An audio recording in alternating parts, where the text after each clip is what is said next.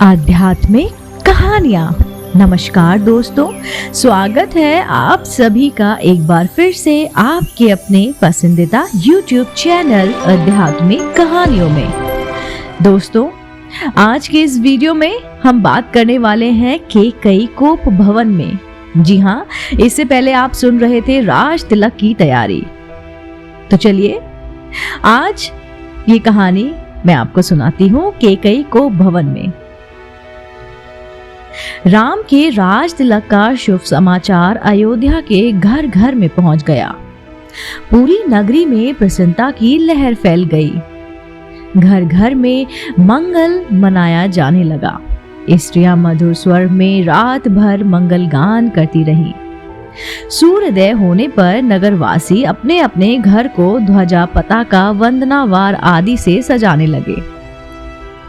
हाट बाजारों को भांति भांति के सुगंधित एवं रंग बिरंगे पुष्पों से सजाया गया। गवैये, नट, नर्तक आदि अपने आश्चर्यजनक करतब दिखाकर नगरवासियों का मनोरंजन करने लगे। स्थान स्थान में कंदली स्तंभों के द्वारा बनाए गए। ऐसा प्रतीत होने लगा कि अयोध्या नगरी नववधू के समान श्रृंगार कर राम के रूप में वर के आगमन की प्रतीक्षा कर रही है। किंतु राम के राज तिलक का समाचार सुनकर एवं नगर की इस अद्भुत श्रृंगार को देखकर रानी केकई की प्रिय दासी मंत्रा के हृदय को असहनीय आघात लगा। वह सोचने लगी कि यदि कौशल्या का पुत्र राजा बन जाएगा तो कौशल्या को राजमाता का पद प्राप्त हो जाएगा और कौशल्या की स्थिति अन्य रानियों की स्थिति से श्रेष्ठ हो जाएगी। ऐसी स्थिति में उसकी दासियां भी स्वयं को मुझसे श्रेष्ठ समझने लगेंगी। वर्तमान में केकई राजा की सर्वाधिक प्रिय रानी है और इसी कारण से महारानी केकई का ही राजमहल पर शासन चलता है। केकई की दासी होने का श्रेय प्राप्त होने के कारण राजप्रसाद की अन्य दासियां मेरे सम्मान करेंगी। यदि कौशल्या राजमाता बन जाएगी तो मेरा यह स्थान मुझसे छिन जाएगा। मैं ये सब कुछ सहन नहीं कर सकती। अंत में इस विषय में अवश्य ही मुझे कुछ तो करना चाहिए।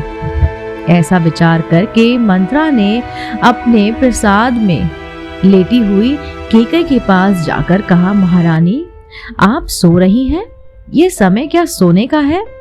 क्या आपको पता है कि कल राम का युवराज के रूप में अभिषेक होने वाला है? मंत्रा के मुख से राम के राज तिलक का समाचार सुनकर केकई को अत्यंत प्रसन्नता हुई। समाचार सुनने की खुशी में केकई ने मंत्रा को पुरस्कार स्वरूप एक बहुमूल्य आभूषण दिया और कहा, मंत्रे तू अत्यंत प्रिय समाचार लेकर आई है। तू तो जानती ही है कि राम मुझे बहुत प्रिय है। इस समाचार को सुनने के बाद वह इतनी खुश हुई कि वो कुछ बोल ही नहीं पाई। और इस समाचार को सुनने के लिए तू यदि और भी कुछ मांगेगी तो मैं तुझे वो भी दे दूंगी। केकई ने हंसते हंसते मंत्रा से कहा। केकई के वचनों को सुनकर मंत्रा अत्यंत क्रोधित हो गई। उसका तन बदन जल भून गया। पुरस्कार में दिए गए आभूषणों को फेंकते हुए वो बोली, महारानी आप बहुत नासमझ हैं।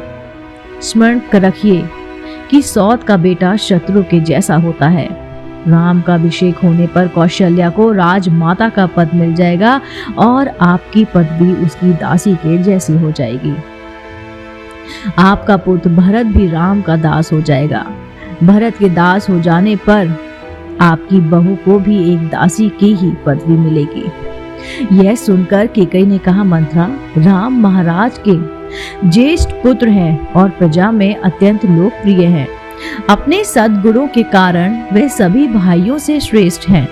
राम और भरत भी एक दूसरे को भिन्न नहीं मानते क्योंकि उनके बीच अत्यधिक प्रेम है।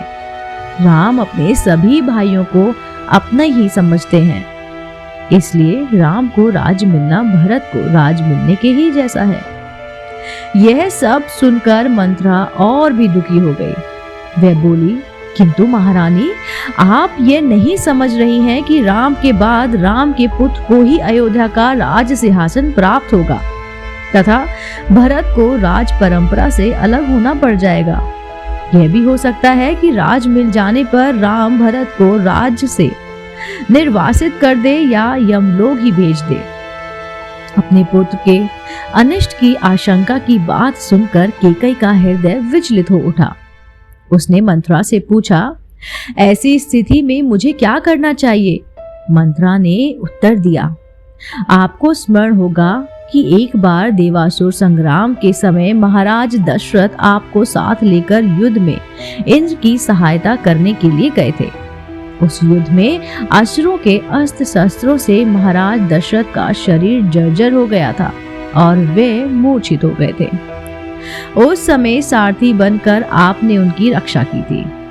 आपकी उस सेवा के बदले में उन्होंने आपको दो वरदान प्रदान किए थे, जिससे आप आज तक नहीं मांगा। अब आप एक वर भरत का राजाभिषेक और दूसरे वर में राम के लिए 14 वर्ष तक का वनवास मांग लीजिए और उसको सिद्ध कर लीजिए। शीघ्र आप मलिन वस्त्र धारण कर कोप भवन में चले जाइए। महाराज आपको बहुत अधिक चाहते हैं, इसलिए वे अवश्य ही आपको मनाने का प्रयत्न करेंगे और आपके द्वारा मांगने पर उन दोनों वरों को देने के लिए वो तैयार भी हो जाएंगे। किंतु स्मरण रखें कि वर मांगने के पूर्व उनसे वचन अवश्य ले ले, जिससे कि वे उन वरदानों को देने के लिए बाध्य हो जाएं। मंत्रा के कथन के अनुसार केकई कोप भवन में जाकर लेट गई। दोस्तों, उम्मीद करती हूँ आपको मेरे द्वारा सुनाई गई केकई कोप भवन में कहानी पसंद आई होगी।